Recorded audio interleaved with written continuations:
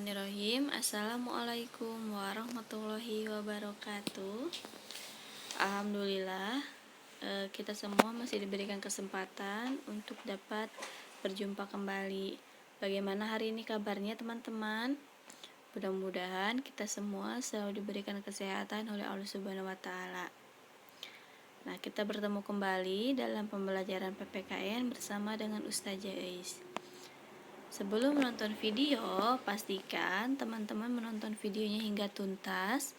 Pastikan menonton videonya dengan fokus. Pastikan didampingi oleh ayah dan bunda. Dan jika sudah menonton videonya, boleh dikembalikan lagi handphonenya kepada ayah dan bunda. Sebelum pembelajaran dimulai, kita bisa berdoa bersama-sama ya.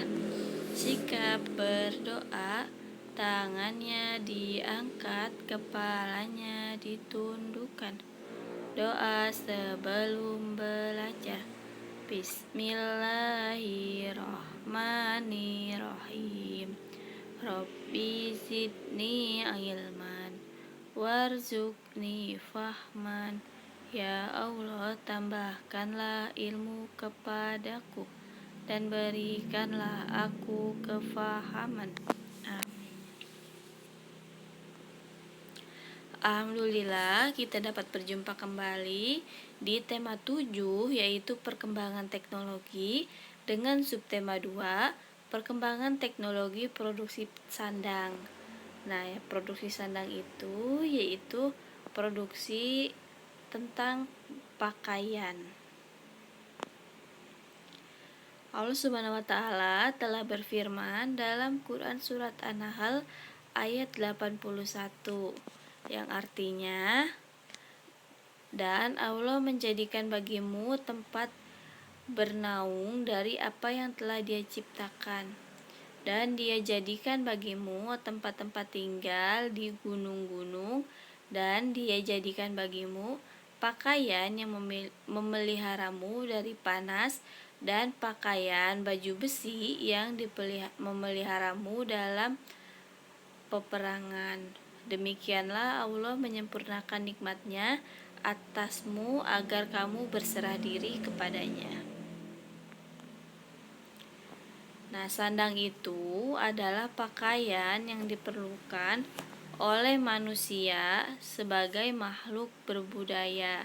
Pada awalnya, manusia memanfaatkan pakaian ini dari kulit kayu dan juga dari hewan yang tersedia di alam. Kemudian, manusia dapat mengembangkan teknologi permintal kapas menjadi benang untuk ditenun menjadi bahan pakaian. Nah, adapun fungsi pakaian yang pertama yaitu menutup aurat, yang kedua perlindungan tubuh, yang ketiga yaitu simbol status, yang keempat penunjuk identitas, yang kelima perhiasan manusia, yang keenam tempat meletakkan benda bawaan, yang ketujuh dapat membantu kegiatan atau pekerjaan dan lain sebagainya.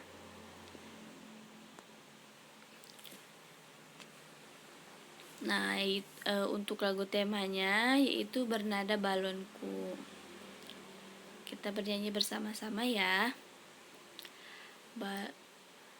Tahukah fungsi baju untuk menjaga tubuh agar tidak dilihat juga tidak disentuh?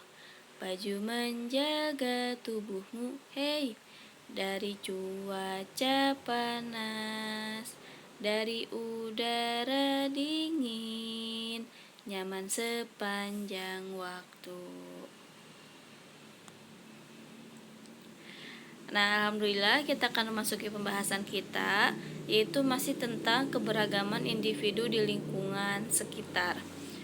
Yang akan kita bahas yang kedua yaitu keragaman pribadi. Nah, kepribadian adalah sikap dasar yang terlihat pada sikap seseorang. seperti orang memiliki sikap kepribadian yang berbeda. Kita dapat melihat kepribadian seseorang dari sifat, kemudian dari kegemaran atau dari cita-citanya. Nah, kepribadian yang pertama yaitu dari sifat.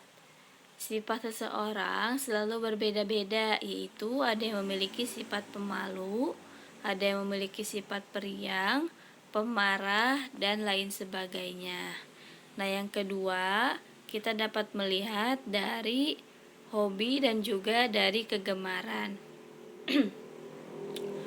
Hobi itu adalah kegiatan yang disukai dan sering dilakukan. Hobi setiap orang berbeda-beda, namun ada juga yang sama. Macam-macam hobi seperti membaca, kemudian melukis, berenang, menari, dan lain-lain.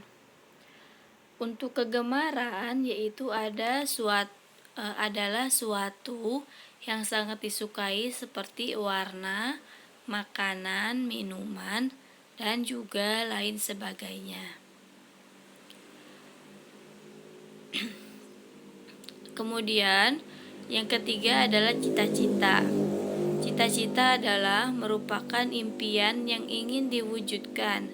Setiap orang tentu memiliki cita-cita yang berbeda. Ada yang ingin menjadi pilot, yang ingin menjadi guru, menjadi dokter, arsitek, dan lain-lain sebagainya. Yang ketiga yaitu keberagaman individu di lingkungan, keberagaman sosial.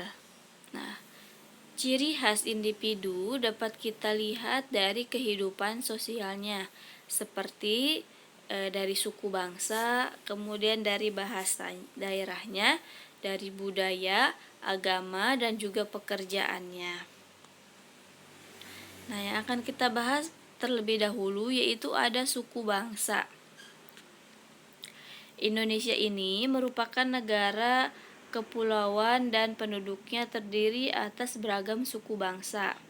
Misalnya, di Pulau Sumatera terdapat suku Gayo, suku Alas, suku Batak, suku Nias, suku Minang, suku Melayu, dan lain-lain. Kemudian, di Pulau Jawa terdapat suku Sunda, suku Jawa, suku Baduy, suku Tengger, dan lain-lain. Nah, kemudian di Pulau Sulawesi terdapat suku Makassar, suku Bugis, suku Mandar, suku Minahasa, dan lain sebagainya. Di Pulau Kalimantan terdapat suku Banjar, suku Dayak, suku Bajau. Nah, begitu juga di pulau-pulau lain yang tersebar suku bangsa yang beragam. Kemudian adanya budaya. Nah, budaya adalah cara berpikir, cara hidup, dan juga sikap serta kebiasaan yang dimiliki oleh suatu masyarakat tertentu. Keberagaman budaya dapat dilihat dari upacara adat, kemudian dari rumah adat, pakaian adat atau pakaian tradisional, kemudian kesenian daerah, alat musik tradisional, dan lain-lain. Bahasa. Nah, bangsa Indonesia berasal dari berbagai suku. Setiap suku umumnya pasti memiliki bahasa yang berbeda, yaitu bisa disebut sebagai bahasa daerah. Bahasa daerah ini biasanya digunakan oleh orang dari suku bangsa yang sama. Namun bukan berarti setiap orang lain tidak boleh menggunakannya. Sejak tanggal 28 Oktober 1928, bangsa Indonesia menyatakan bahwa bahasa Indonesia adalah bahasa persatuan. Namun, Penggunaan bahasa daerah tidak boleh dihilangkan dan ditinggalkan. Setiap suku bangsa memiliki kewajiban untuk melestarikan bahasa daerahnya masing-masing. Nah, kemudian adanya agama. Yang pertama yaitu di sini sudah ada gambar masjid. Masjid adalah tempat ibadah umat Islam. Nah, kitab sucinya adalah Al-Quran dan hari besar umat Islam adalah Idul Fitri dan juga Idul Adha. Kemudian, tempat ibadah umat Kristen adalah Katolik. Tempat ibadah umat Kristen dan Katolik adalah gereja. Kitab sucinya disebut sebagai Alkitab.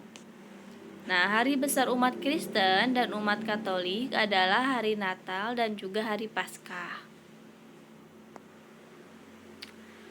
Kemudian, tempat ibadah umat Hindu adalah Pura. Kitab sucinya adalah Weda. Hari besar umat Hindu adalah Nyepi dan juga Galungan. Nah, berarti gambaran pura seperti yang ada di video ini.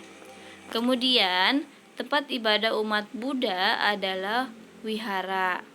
Kitab sucinya adalah Tripitaka dan hari besar umat Buddha adalah hari Waisak. Nah, yang terakhir yaitu tempat ibadah umat Konghucu adalah kelenteng. Nah, kitab sucinya adalah Sishujing. Hari besar umat Konghucu adalah hari Imlek dan juga hari Cap Gomeh. Yang terakhir adalah pekerjaan. Setiap manusia ingin memenuhi kebutuhan hidupnya. Untuk memenuhi kebutuhan tersebut, manusia harus bekerja. Nah, kemudian jenis pekerjaan ini sangatlah beragam. Jika di daerah pedesaan, pada umumnya memiliki bekerja sebagai petani dan juga peternak. Sementara itu, untuk mata pencaharian di kota lebih beragam, seperti ada guru, ada dokter, supir, karyawan kantor, dan juga lain sebagainya. Nah, jadi kita dapat menyimpulkan bahwa keberagaman di Indonesia merupakan bagian dari falsafah kehidupan bangsa Indonesia yang sudah ditanamkan sejak lahirnya. Pancasila adalah semboyan Bhinneka Tunggal Ika, yang artinya berbeda-beda tetapi tetap satu. Dengan keberagaman, kita dapat menanamkan sikap toleransi dengan sesama perbedaan tersebut. Kemudian adapun manfaat dan hikmah dari keberagaman individu. Yang pertama, kita lebih menghargai adanya suatu perbedaan dalam masyarakat. Yang kedua, kita dapat saling menghormati dan juga saling menghargai antar individu. Dan yang ketiga adalah terjadinya kedekatan dan saling melengkapi antar sesama. Adapun untuk proyek teman-teman adalah buatlah pernyataan tentang dirimu sendiri berdasarkan keberagaman individu sebagai berikut. Nah, yang pertama adalah sifat. Jadi teman-teman bisa menuliskan kira-kira sifat teman-teman itu seperti apa, kemudian hobi atau kegemaran, dan juga cita-cita. Kemudian yang keempat adalah pengalaman tentang berinteraksi dengan orang yang berbeda budaya atau agama. Jadi yang keempat ini teman-teman menceritakan pengalaman tersebut. Alhamdulillah, pembelajaran sudah tuntas. Kita bisa menutup dengan membaca hamdalah bersama-sama. Sikap berdoa, tangannya diangkat, kepalanya ditundukkan. Membaca hamdalah bersama-sama. Alhamdulillahirabbil alamin. Segala puji bagi Allah Tuhan semesta alam. Terima kasih teman-teman sudah menonton videonya hingga tuntas. Pastikan dipelajari kembali ya. Assalamualaikum warahmatullahi wabarakatuh.